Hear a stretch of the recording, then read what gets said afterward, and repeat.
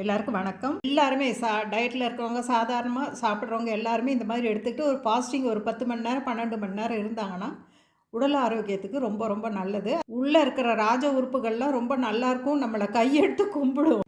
நிலக்கடலை பச்சை கடலையே ஒரு 4-5 மணி நேரம் ஊற போட்டு இது மாதிரி வேக வச்சு எடுத்துக்கணும். நிலக்கடலை, குடமிளகா, ப்ரொக்கோலிலாம் தண்ணி மட்டும் ஊற்றி வேக வச்சுக்கணும்.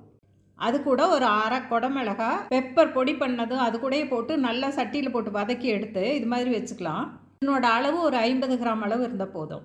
நிலக்கடலை இப்படி ஊற வச்சு வேக வச்சு சாப்பிட்றதுனால உடம்புக்கு எந்த கெடுதலுமே இல்லை, ரொம்ப ரொம்ப நல்லது. ஒரு சின்ன வெள்ளரி பிஞ்சு தோல் சீவிட்டு இது மாதிரி இப்போ எடுத்து போட்டுக்கணும். தோல் சீவின ஆப்பிள், அது கூடயே ஒரு அரை மாதுளம்பழம். இது மாதிரி சின்ன பவுலில் ஒரு கப்பு நிலக்கடலை, குடமிளகா, ப்ரக்கோலி, அதோட கொஞ்சம் பெரிய பவுலில் கொய்யாக்காய், ஆப்பிள் ஒரு 2 பீஸு, மாதுளம்பழம் இது 4 ஒரு பெரிய பவுல் அளவு. தொடர்ந்து கொஞ்ச நாள் சாப்பிட்டு நீங்களும் பயன்பெறுங்கள். வணக்கம்.